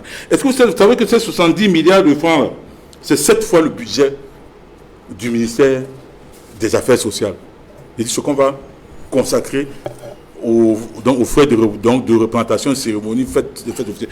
Est-ce que vous savez que ce montant, c'est l'équivalent du budget du ministère du Développement, du MINDEVEL, du ministère de la Décentralisation et du Développement local, qui est de 46 milliards, du ministère de l'Emploi et de la Formation professionnelle, qui est de 19 milliards, et du ministère du MINCOM réuni, qui est de 4,7 milliards. Pour la représentation, juste pour les fêtes, pour juillet, ce budget qu'on alloue à ça, c'est l'équivalent du budget du ministère de la Décentralisation et du Développement local, celui de l'emploi et de la formation professionnelle et celui du MINCOM. Est-ce que vous savez que ce budget, ces frais de représentation, sont supérieurs au budget du ministère du Commerce et du ministère de l'Économie et du Plan et de l'Aménagement du territoire réunis? Est-ce que vous trouvez ça normal? Qu'est-ce qui peut justifier cela? Absolument rien. En réalité, c'est des lignes fourre-tout. C'est des lignes fourre-tout. Donc, c'est des lignes où il y a des retours-commissions. On sait très bien comment ça se passe. Parce que, expliquez-moi pourquoi, quand un ministère veut organiser un séminaire ou un colloque, alors que dans chaque ministère, Il y a une salle de conférence. il y a une salle de conférence. Pourquoi on va toujours à l'extérieur le faire? Pourquoi? Alors qu'il y a des salles de conférence qu'il suffit d'aménager. Et quand vous regardez ce budget, parce que ce qui est extrêmement grave, ce budget de 4,865 milliards de francs CFA, il y a d'abord un déficit budgétaire de l'ordre de 661 milliards. Et des charges financières et de trésorerie de près de 820 milliards. Ça fait un total de 1481 milliards de francs CFA. Et le Cameroun et le gouvernement doit pouvoir combler ce déficit budgétaire et parer aux charges financières et de trésorerie à hauteur de 1481 milliards de francs CFA. Ce n'est pas les emprunts qu'ils vont le faire. Ce n'est pas les emprunts. Donc en réalité, on va financer ces fêtes-là par des emprunts. Que vous le voulez ou pas. Parce que quels sont les mécanismes que le gouvernement entend mettre sur pied? Il compte sur les titres sous fonds projet de 703 milliards, sur les émissions de titres publics de 350 milliards, sur les financements bancaires de 102 milliards et sur les appuis budgétaires de 260 milliards. Ça pose problème de la dette. C'est des emprunts. On est obligé d'aller le faire, donc d'aller emprunter de l'argent pour financer notre déficit budgétaire, dont une partie est consacrée aux frais et machin et tout, ainsi que pour parer aux charges financières et de trésorerie. Et ça pose effectivement le problème de la dette au Cameroun. Il faut un grand soir de la dette au Cameroun. Parce que, voyez-vous, la dernière mission du FMI qui est arrivée au Cameroun, qui a travaillé avec le ministère des Finances, le ministère de l'Économie, donc du Plan et de l'Économie, ils ne se sont pas entendus sur le montant donc sur le niveau de la dette du Cameroun vis-à-vis du Fonds monétaire international. Il y a un gap de 1000 milliards. Parce que le FMI dit, vous êtes à plus de 3000 milliards de francs CFA, mais donc vous êtes à plus de 5000 milliards, mais le gouvernement semble dire que non, c'est pas ça, il y a un gap de 1000 milliards. De 2009 à 2019, la dette du Cameroun s'est accrue de près de 6 000 milliards. Qu'est-ce qu'on a fait avec cette dette? Qu'a-t-on fait avec ces emprunts? Il faut une reddition des comptes. Qu'on nous dise, que le gouvernement dise ce qu'il a fait avec toutes ces dettes contractées de façon, c'est-à-dire de façon démentielle, de façon frénétique, qu'on nous dise. Parce qu'il m'est revenu D'ailleurs, c'est pas qu'il est revu. Tout le monde sait que pour l'usine de transformation de manioc à Ebolova, ça fait l'objet d'un prêt. L'usine d'abattage des volailles de Kekem, ça fait l'objet d'un prêt. Alors, tout le monde sait qu'on n'a que pour les stades de la CAN ou bien du CHAN, on a emprunté beaucoup d'argent, on parle de près de 2000 milliards de francs CFA. Au-delà de ça dans le cadre des marchés spéciaux. Je dis, il faut un grand soin de la dette parce que le Cameroun, les 1481 milliards de francs CFA, on ira chercher ça comment? On va lever ces fonds-là comment? Quelles sont les garanties que nous avons? Chaque fois au-delà de la question de la dette, Jean-Robert Wafo, j'aimerais avoir la réaction de Maître Simon-Serge Kakac sur la question de la décentralisation. On en parlait en ouverture de cette émission. Selon le député Cabral Libby, dans les annexes du projet de loi des finances, il est prévu 18% du budget, soit 875 milliards de francs CFA. Seulement, le député constate que le ministre des Finances précise que seuls 232 milliards seront mis effectivement à la disposition des collectivités territoriales décentralisées en termes de ressources. 65% vont rester entre les mains de l'État qui estime que les collectivités ne sont pas capables d'organiser certains événements et de remplir certaines missions. Comment appréciez-vous cette répartition? Pour le député PCRN Cabral Libby, c'est une violation des dispositions qui avaient été prises depuis le grand dialogue national et inscrites dans les lois des finances, d'abord en 2020, pour 15% en principe, mais là on parle de 232 milliards de francs CFA. Quel est votre regard sur cette question? Cédric, permettez-moi de le dire ici, sur ce plateau. Lorsque j'ai lu cet aspect des choses, j'ai compris que les députés, notamment RDPC, n'ont pas compris les enjeux de l'heure. Parce qu'en réalité, les questions aujourd'hui de trouver le meilleur stratagème possible pour asseoir notre politique de développement. Et tout le monde sait aujourd'hui que le développement de notre pays doit commencer à l'échelle locale. C'est pour ça que beaucoup de Camerounais attendent beaucoup de la décentralisation en général et des élections régionales qui vont avoir lieu, enfin qui sont en train d'avoir lieu. Vous comprenez? Donc en fait, qu'est-ce qui se passe aujourd'hui? Tout le monde, tous ceux qui comprennent comment fonctionne notre pays, tous ceux qui ont eu les outils pour décrypter notre système de gouvernance, comprennent que le vrai problème que nous avons dans notre pays, c'est la vision que j'appellerais, je ne sais pas, la vision jacobiniste de la gouvernance. Parce qu'en réalité, tout se décide à Yaoundé, dans un ministère, et on prend des décisions qui concernent des régions. Et on se rend compte que ces décisions qu'on prend ne tiennent pas compte des spécificités de chaque région.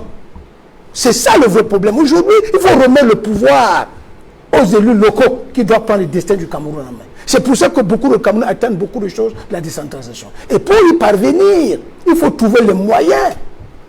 Parce que lorsque les gens vous parlent de la décentralisation territoriale, ce n'est pas la déconcentration. Parce que les gens se comportent comme... À Yaoundé, les gens se comportent comme si, lorsqu'on parle de la décentralisation, c'est la déconcentration. Ce n'est pas ça.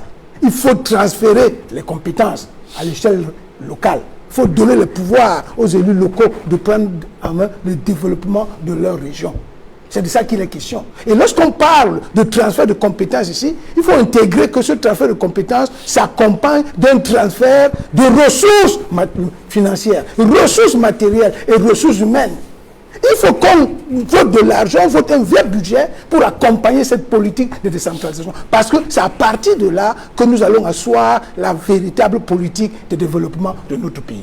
Maintenant, ce que j'aimerais également faire observer, j'ai suivi avec beaucoup d'attention le maire Jean-Robert Wafo lorsqu'il parle du problème de la dette. Parce qu'en fait, il faut qu'on se dise la vérité.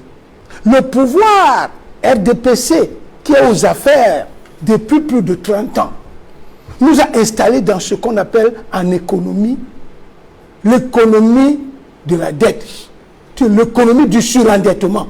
Tout ce qui se fait aujourd'hui dans notre pays en termes d'investissement, c'est sur fond d'endettement. Nous nous endettons, même pour les petits projets d'1 milliard de francs. Tout à l'heure, celui qui parlait de la CAN, c'est M. Mboutou qui parlait de la CAN. Ce que M. Mboutou ne peut pas dire au peuple camerounais, c'est que tout ce que le pays a réalisé pour l'organisation et du CHAN et de la CAN, nous sommes endettés. C'est pour ça que lorsque vous faites le décryptage de la loi de finances, pour ne pas dire le budget qui vient d'être adopté, on vous parle de 982 milliards de francs CFA. 982 milliards pour gérer le service de la dette. Il faut que les gens comprennent ce qu'on appelle le service de la dette. C'est le remboursement. Non, il y a le remboursement d'abord du principal. Il y a les intérêts et puis il y a les commissions. Les commissions. Parce qu'en fait, quand nous remboursons le principal, on appelle le service de la dette. Maintenant, ce qu'on appelle la charge de la dette, c'est les intérêts. Voilà. Et je vous dis bien que pour l'année qui commence, nous devons rembourser 982 milliards. Posez-vous la question de savoir à quoi on servit ces 982 milliards. Ce que M. Mboutou ne peut pas vous dire ici sur ce plateau, c'est que pour construire rien que le stade de Japoma et le stade de Lembe, ça a pris 330 milliards. Nous sommes endettés. Ce n'est pas que c'est notre argent.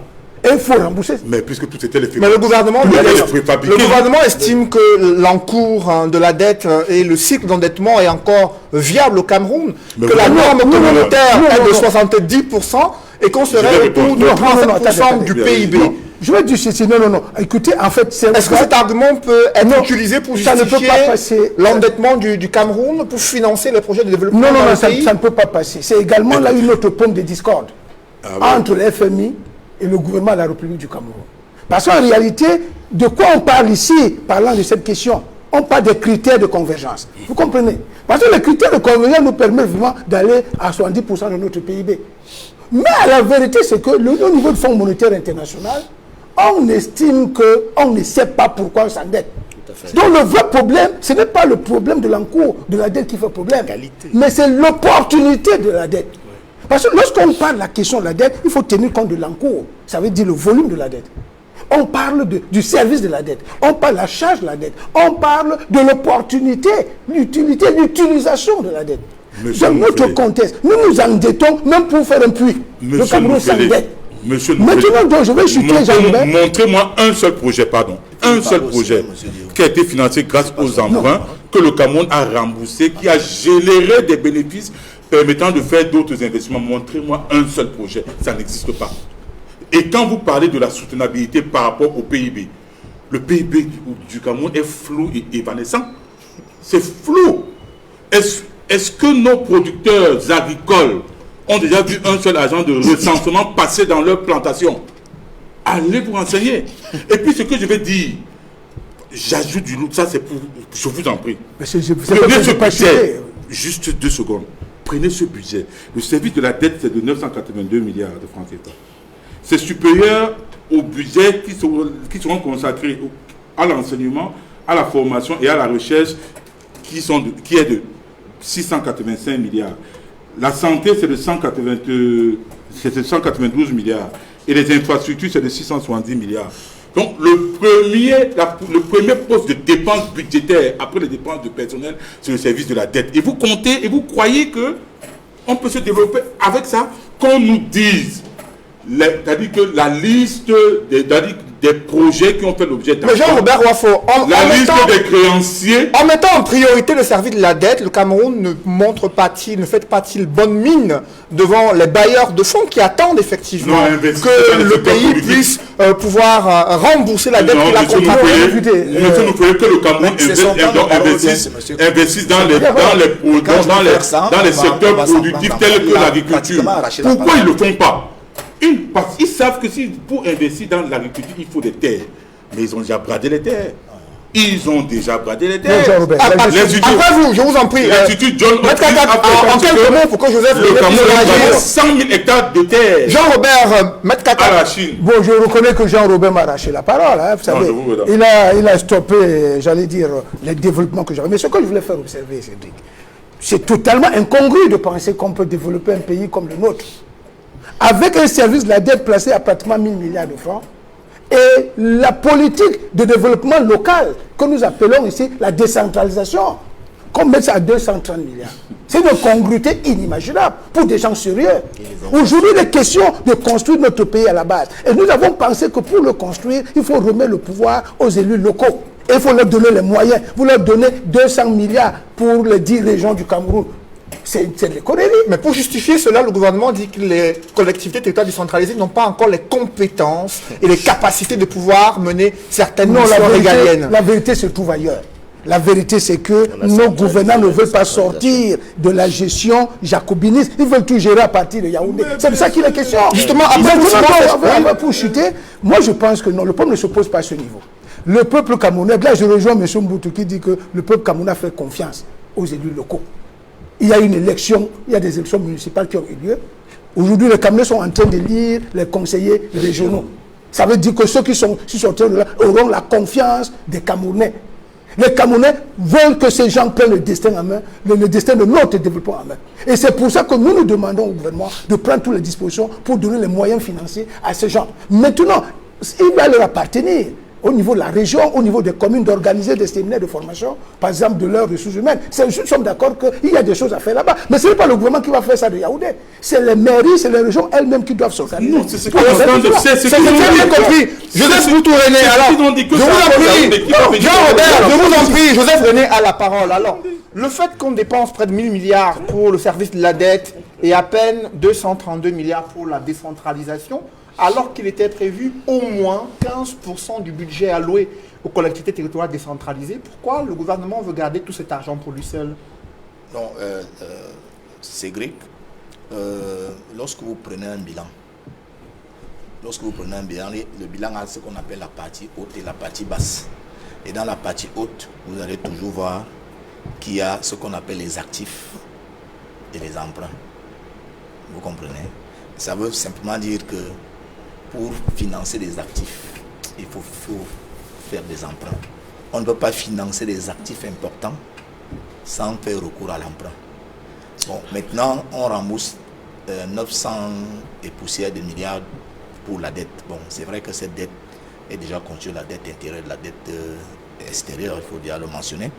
Maintenant, on rembourse ça. Est-ce que nous avions des actifs qui ont été financés à partir de cette dette? Si nous prenons simplement l'exemple que M. Kaka Capri, Maître Kaka Capri, pour ce qui est de l'organisation LACAN, est-ce que nous avions un stade qui a été refait en Fandena à Omnisport, Bepanda? Est-ce que nous avions un stade à Oulembe, nous avions ces stades? Est-ce que nous avions un stade qui est pratiquement terminé à Oulembe? Nous les avions. Lorsque vous allez dans la zone de Japoma, est-ce que vous avez vu tout ce qui a été construit là comme des voies de circulation, des routes qui ressemblent pratiquement à des autoroutes qu'on voit ailleurs? Ah bon, Voilà. Est-ce que nous les avions? Est-ce que nous avions tout ça? Ces actifs-là, nous les avions. Parce que il ne faut pas parler de l'emprunt sans parler des actifs. Retenez aujourd'hui que pour continuer donc à pouvoir faire de l'emprunt, pour doter le Cameroun de ses actifs, nous devons rembourser ce que nous avions pris. La dette du Cameroun se chiffre à 10 donc, milliards nous devons rembourser. Et maintenant, ce n'est pas... Montrez-moi un seul. Je vous en prie, Joseph, venez à la parole. Et maintenant, ce n'est pas... on ne s'assoit pas là pour évoquer des émotions. Ce n'est pas des questions du j'aime ou j'aime pas. Nous ne sommes pas là pour aimer ou bien pour ne pas aimer. La réalité, c'est que nous avions un pouvoir d'endettement qui peut nous permettre d'aller à 70% du PIB. Ça, ce sont des réalités d'ordre économique. Ce n'est pas du j'aime ou j'aime pas. Et que le Cameroun, aujourd'hui, est engagé à moins de 40%. Voilà. Quel est le PIB? Donc, ça veut simplement dire, nous connaissons des pays développés qui ont même déjà dépassé le stade de 70%. Par rapport à leur PIB. Non, mais donc, ce n'est pas du j'aime ou j'aime pas. Je vais réagir. Les émotions. Nous sommes dans une émission sérieuse. Laissez-nous les émotions. Allez-y, vous savez parler de l'encours de la dette dans le pays. Le PIB du Cameroun est flou. Je vous en prie, Jean-Robert, il a la parole. Joseph René. Oui, dans certains pays développés comme notamment les États-Unis, vous pouvez vous imaginer combien s'élève l'encours de la dette par rapport au PIB des États-Unis. Est-ce que vous pouvez savoir que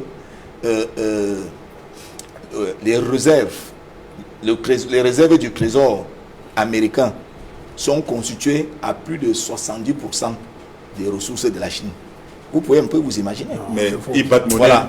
Vous pouvez vous dire. Quel est le lien que vous voulez faire avec la situation du Cameroun? Le lien que je voudrais faire, c'est que nous avions un potentiel d'endettement qui va à 70%. Quel est d'abord le PIB du Cameroun? Nous n'avions même pas encore. Camerounais. Nous n'avions même pas encore. Nous sommes à peine à la moitié de ce potentiel. Parce que dès qu'on n'a pas un chiffre exact du PIB, de ce potentiel. Jean-Robert, permettez qu'il aille jusqu'au bout pour qu'on puisse comprendre. Ne peut pas tenir. Jean-Robert, permettez qu'il aille jusqu'au bout. Oui, Joseph. Il faut que les Camerounais sachent aussi qu'on ne peut pas faire des investissements, on ne peut pas obtenir des actifs importants d'un certain niveau sans faire recours à Mais les institutions financières internationales ont tensé le gouvernement sur les projets structurants immatures qui ont été financés à hauteur des milliards de francs CFA contractés dans les dettes, mais qui n'ont pas permis d'apporter des points au taux de croissance du Cameroun, qui n'ont pas permis de promouvoir une économie inclusive. Ce n'est pas ça exactement la réalité. Lorsque on vote un budget pour un projet, tout le financement n'est pas posé dans un coffre qu'on va aller seulement ramasser pour aller faire des réalisations. Ce n'est pas comme ça. C'est-à-dire on vote un budget en dépenses et en recettes. Les recettes peuvent être des emprunts ou bien des recettes des activités de l'État. Pour que cela soit donc suivi, il faudrait exactement donc les recettes qui sont disponibles pour financer la dépense. Et lorsqu'on parle d'un budget programme qui est pluriannuel, ça veut dire que on peut commencer lorsqu'on met. Mais vous me laissez parler. Lorsqu'on dit qu'un budget programme est pluriannuel, ça veut dire qu'on ne peut ne pas avoir fait la part de 2020, peut-être parce qu'au courant de l'année, il y a eu des chocs, soit endogènes ou exogènes. Par exemple, en 2020, nous avions eu la crise du Covid, qui a, sur le plan international, a provoqué de la récession, pas seulement au Cameroun. Nous avions eu, ces 3 dernières années, les attaques de Boko Haram, et maintenant la crise, moi je préfère dire la crise, pas la guerre, la crise que nous observons actuellement dans les régions du Nozo. Voilà, ce sont des chocs comme ça qui peuvent faire en sorte que lorsqu'on a fait une planification, lorsque l'État a fait une planification, que cette planification ne soit pas totalement respectée. Parce que j'entends souvent dire, on a choisi de réaliser tel projet dans 5 ans. Ça aurait dû finir l'année passée, mais c'est encore là. Mais sans tenir compte que des ajustements, même en termes de rallonge, peuvent être effectués. Parce qu'au moment où le budget commence à être mis en œuvre, il peut avoir des chocs qui peuvent être des chocs exogènes ou alors des chocs endogènes. Et c'est pour cela, si vous avez lu la circulaire du président de la République à la préparation du budget de 2021, il a dit qu'un accent particulier devra être mis sur pied pour inhiber les effets néfastes sur le bien-être des populations et le tissu économique du Cameroun. Le démarrage effectif de la couverture santé universelle, ça c'est un atout majeur. Voilà, c'est des éléments comme ça que nous devons évoquer lorsque on finit de voter le budget en 2021. La mise en œuvre du plan de construction des régions affectées par la crise, principalement des régions du nord-ouest et du sud-ouest. L'organisation de la CAN et de la CHAN, vous savez que la CAN va commencer en janvier 2022 probablement. Ça veut dire que l'essentiel de l'organisation de cette CAN qui aura donc en janvier devra se faire en 2021. Donc il faut regarder tous ces aspects-là. Et pour terminer, le président de la République dit le renforcement de la perspective socio-économique en vue d'améliorer les capacités du pays à faire face aux chocs exogènes. C'est la littérature. Faire face aux chocs exogènes. Nous sommes tous d'accord ici que le Cameroun a donc ces dernières années fait face à des chocs exogènes. Notamment, la Covid, ce n'est pas le Cameroun qui a créé la Covid. Mais la Covid, dans son contexte international, a permis un ralentissement de l'économie à plusieurs égards. Le Cameroun sans... Voilà. Avant la Covid, quelle était la situation? La guerre avec Boko Haram. Avant la guerre contre Boko Haram, quelle était la situation du Cameroun? La guerre avec Boko Haram, ce sont des chocs exogènes. Mais avant ça, il y avait... Voilà. Alors, maintenant, le Cameroun est lié sur le plan économique avec avec la CEMAC, avec la CEAC, La CAC. la CAC, et vous savez que des perturbations peuvent commencer dans un pays de la CEMAC ou de la CAC et affecter directement l'économie camerounaise. Mais les échanges commerciaux entre le Cameroun et la CAC sont l'ordre de moins de 5%. Le Cameroun commerce beaucoup plus avec les pays pendant la période de confinement, est-ce que vous pouvez savoir que il y a beaucoup d'échanges qui ont été bloqués entre les partenaires camerounais et le Cameroun? Mais les voisins du Cameroun ont demandé justement au pays d'ouvrir ses frontières pour leur permettre d'avoir un peu de nourriture. Dans la CEMAC, c'est le Cameroun les frontières, même dans la CEMAC. Avançons dans ce débat, messieurs. Roland Diouf, sur les explications de Joseph René Mboutouzé pour justifier la situation du Cameroun, l'encours de la dette qui inquiète, et ce service de la dette bien supérieur au financement destiné à plusieurs départements ministériels au Cameroun, départements ministériels stratégiques pour l'amélioration des conditions de vie des populations. Qu'est-ce que vous en pensez? Alors, je vais faire rapide, s'il vous plaît. La première des choses, c'est que je m'inscris complètement en faux vis-à-vis de la proposition de M. Mboutou qui consiste à dire qu'on ne peut pas avoir des infrastructures d'un certain niveau sans dette. C'est absolument faux. Les pays démocratiques obtiennent les infrastructures à travers les IDE, les investissements directs étrangers. Mais ce sont des dettes. C'est ça qu'on appelle la dette. Vous aurez fini, vous me dites. Ah. Et les pays tyranniques s'endettent eux-mêmes pour réaliser ces infrastructures-là. Si vous savez pas ce qu'on appelle les IDE, sachez que par exemple, on peut réaliser une infrastructure d'envergure en Build, Operate and Transfer. L'État qui est bénéficiaire de la dite infrastructure ne sort pas un seul rond, un seul franc, mais bénéficie de l'infrastructure. Pour parler vraiment très simplement, si vous avez un lopin de terre, M. Mboutouzé, sur la plage des Bodjets, vous avez le choix. Vous pouvez aller emprunter 50 millions dans une banque de la place pour réaliser sur ce lopin de terre-là un hôtel en bord de mer. Mais vous pouvez aussi vous entendre avec des partenaires, des investisseurs qui, eux, vont réaliser le dit hôtel. Ils vont l'exploiter pendant une période convenue et à l'issue de la dite période, vous deviendrez propriétaire de ce immeuble. Demandez à n'importe qui vient de suivre l'explication, si dans le cas où c'est l'investisseur qui réalise, vous dépensez un rond. Donc, arrêtez d'enfumer les Camerounais, on peut parfaitement obtenir les infrastructures d'un niveau important sans endettement. Est-ce qu'on ne rembourse Monsieur pas? Mboutou, Monsieur Mboutou. Non, allons même dans le processus là. Est-ce que ça ne conduit pas à la dette? Joseph René, il a la parole. Monsieur Mboutou, pardonnez-moi, mais les presque 1000 milliards d'endettement du Cameroun ne sont pas constitués de BOT. Les presque 1000 milliards du Cameroun, c'est de la dette et c'est pire. Dans le cas du Cameroun, c'est pire. Si je prends 10 000. Pardon, les presque 10 000. 10 000. On a plus de 10 000 milliards. Non, le service de la dette. Ah, vous dites 2021, c'est 1000 milliards. Mais si on rapporte cela aux 10 000 milliards que la Caisse autonome d'amortissement a indiqué comme étant l'endettement du Cameroun, dites-moi quelle est la proportion de cet endettement qui est constitué de Build, Operate and Transfer. Dites-moi, si vous êtes de bonne foi, vous devez vous taire, M. Mboutou, surtout quand les autres ont la parole. J'indique ceci pourquoi.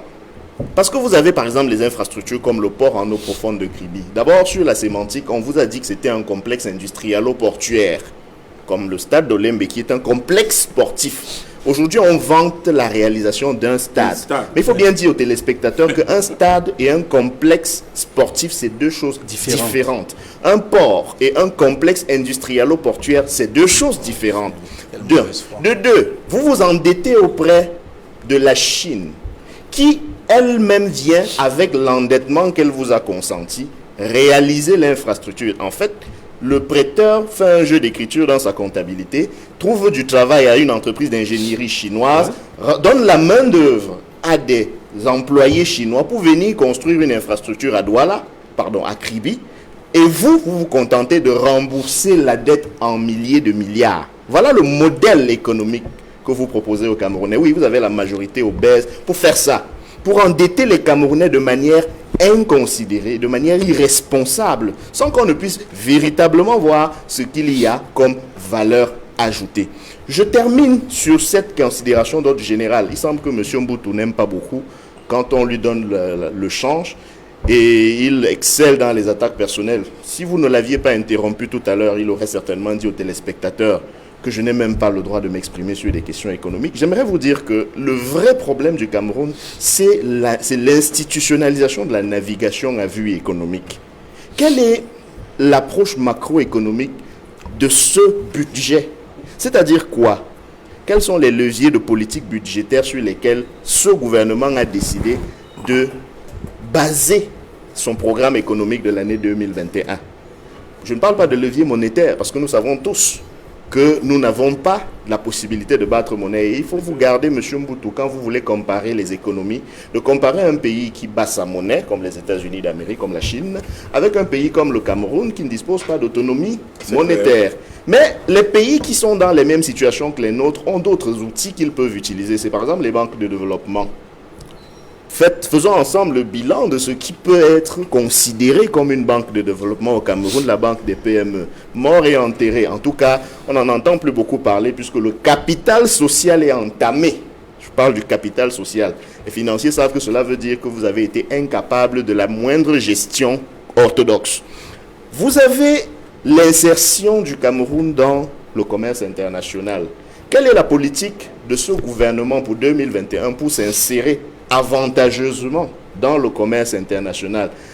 Je pense qu'on va retrouver les mêmes accords inégaux que nous avons signés avec les APE. Quelle est la protection qui est décidée pour le marché intérieur? Comment est-ce qu'on a choisi de saisir les opportunités économiques qui se présentent à nous? Tout à l'heure, vous vouliez parler des échanges avec la CEMAC et la CEAC. Mais si on est un gouvernement stratège, on regarde un peu les proportions. Et donc, si on a environ 5% avec la CEMAC et un volume plus important avec le Nigeria, il vaut peut-être mieux négocier, comme le demande le JICAM depuis un certain nombre d'années, par exemple, d'avoir des accords de coopération économique, des accords de partenariat économique, presque les mêmes que les APE avec l'Union européenne. Avec le Nigeria, on y gagnerait mieux si on voulait aider les populations du Cameroun. On y gagnerait mieux.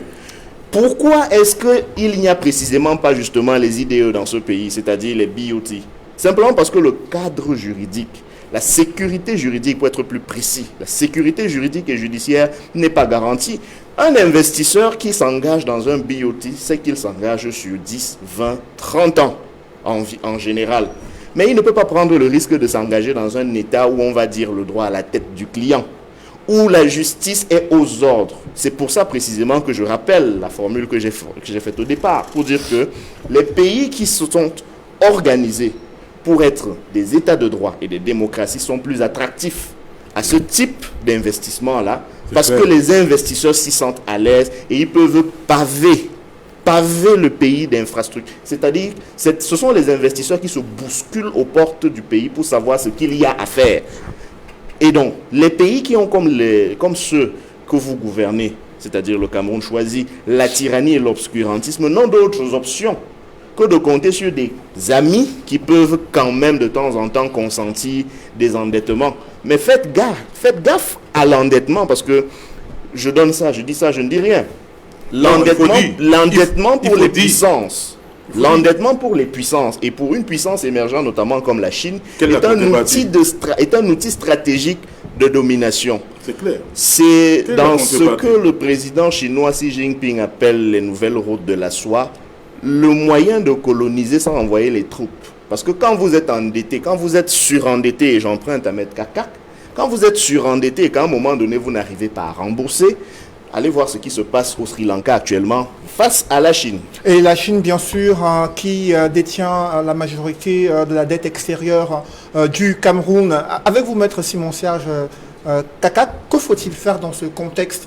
Le budget a été voté en l'état alors que les députés PCN et SDF ont soulevé ces observations, ces points d'ombre dans l'élaboration du budget. Il est actuellement au Sénat, où le RDPC a également une majorité écrasante. Que faut-il faire dans ce contexte de politique économique très peu inclusive? Non, Cédric, avant de répondre à votre question, Permettez-moi de brillantiner ce que Roland disait tout à l'heure, parce qu'il faut le reconnaître, il a fait des brillants développements.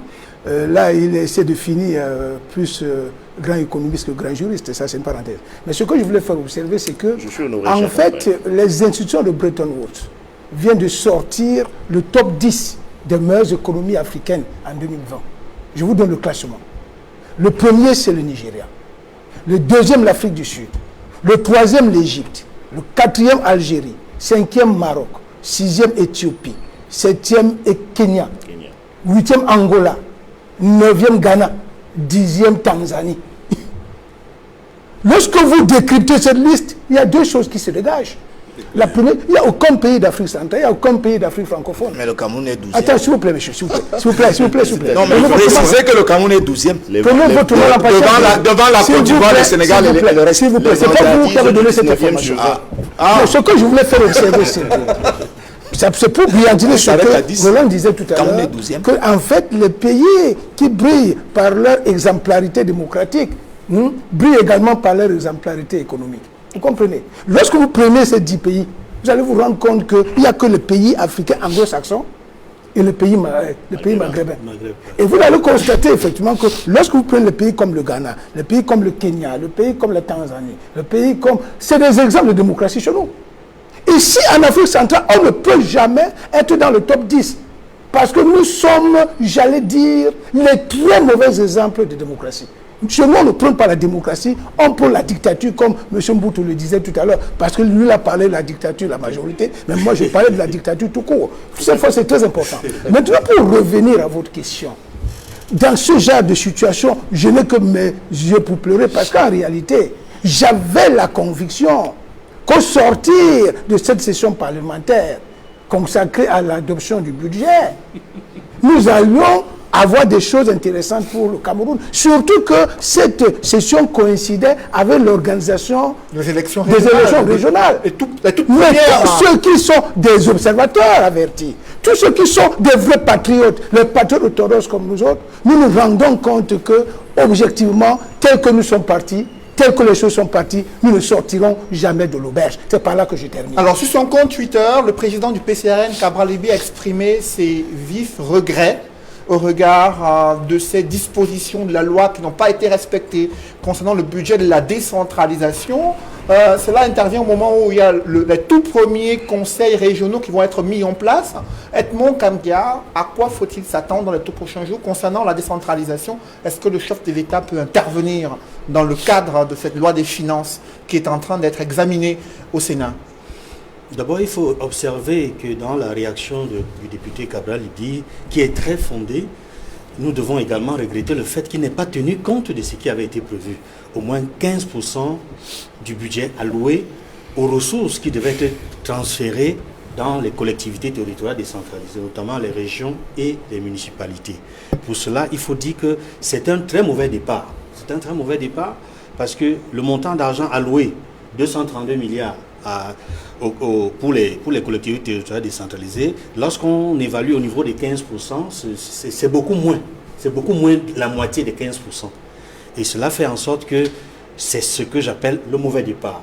Deuxièmement, il faut dire que, par rapport à votre question, est-ce que le chef de l'État peut intervenir? Oui. Il peut intervenir si, effectivement, il a la volonté ferme de rassurer la communauté nationale et internationale que le Cameroun et son gouvernement veulent véritablement rendre effective la décentralisation. Mais j'ai des doutes. J'ai des doutes avec ce mauvais départ que le gouvernement a véritablement l'intention de rendre effective la décentralisation que nous attendons de tous nos voeux depuis l'entrée en vigueur de la Constitution du 18 janvier 1996. Je voudrais au moins dire une chose avant de terminer, avant de chuter, de reconnaître quand même que depuis quelques jours, il y a quelque chose qui est positive, qui vient d'être fait par le Cameroun, c'est qu'il y a quelques jours, le Cameroun a déposé les instruments de ratification de la zone de libre-échange continental auprès, n'est-ce pas, de l'Union africaine, en devenant ainsi le 33e pays sur 54 à avoir déposé les instruments de ratification pour faire partie des pays africains qui vont favoriser les échanges économiques et commerciaux en Afrique. C'est vrai que ça vient un peu tard, il est 33e sur C44. On attend encore 21 pays africains qui vont déposer les instruments de ratification de l'accord sur la zone de libre-échange africaine et continentale. Mais je voudrais dire, pour ces élections qui se déroulent aujourd'hui, les régionales, qui visiblement, lorsque nous descendons sur le terrain, on constate qu'il n'y a pas eu depuis quelques jours, malgré la campagne électorale dans certains médias sur ces régionales, on ne sent pas une émulation particulière. On ne sent pas les Camerounais galvanisés. Peut-être parce que c'est une élection dont le collège électoral est constitué essentiellement de deux catégories particulières, c'est-à-dire les chefs traditionnels et les conseillers municipaux. Mais je crois que ce n'est pas la seule région pour laquelle il n'y a pas une véritable émulation. C'est que très peu de Camerounais sont convaincus que ces élections régionales vont parvenir à nous offrir ce que la Constitution du 18 janvier 1996 a promis. Et cela le remet sur la table. La question de la forme de l'État. Est-ce qu'il ne faut pas véritablement permettre, et là je m'adresse au gouvernement, au chef de l'État, permettre au Parlement, c'est-à-dire à un congrès, au Parlement réuni en congrès, c'est-à-dire l'Assemblée nationale et le Sénat, d'ouvrir véritablement et définitivement le débat sur la crise anglophone, notamment sur la forme de l'État. C'est la fin de cette émission. Merci à vous, Edmond Kambia et Joseph René Boutouzé, d'avoir participé à ces échanges. Merci également à vous, Jean-Robert Wafo, Maître Simon CH4 et Maître Roland Duhou, d'avoir participé à ce débat. Mesdames, Messieurs, c'est la fin de cette émission. Merci de l'avoir suivi et merci de rester sur Equinox Télévision.